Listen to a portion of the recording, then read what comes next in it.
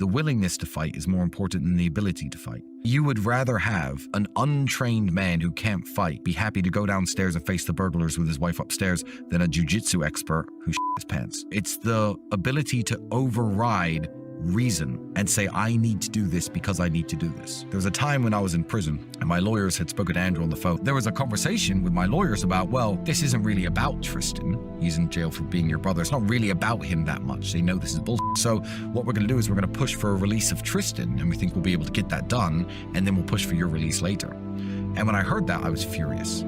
So natural human emotion and reasoning for myself, self-preservation, is I want to get out of jail, naturally. And I did want to get out of jail. But I said to the officer in charge, I'm not going to say his name, but it's a guy who I spoke to while I was in jail. He was the officer. I said, look, I like you, and you're my favorite police officer that's here. So if they try to take me out of here without Andrew, you're the one I'm going to punch. I'm going to punch you and get assaulting a police officer and get thrown back in here. I'm not going to hit you that hard, but I'm warning you in advance because I like you. You're the one I'm going to strike. So good luck taking me out of jail.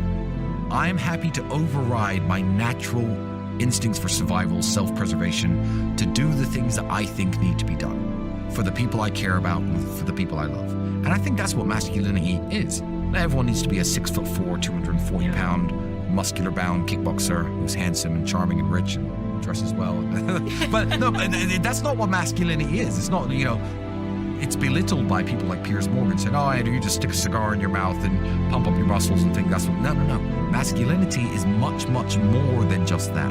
That speaks to the fact that I can do the things I need to do to be a masculine man. However, I would much rather be willing than capable. If I could switch willingness, if I had to choose willingness or capability, I'd choose willingness every single time.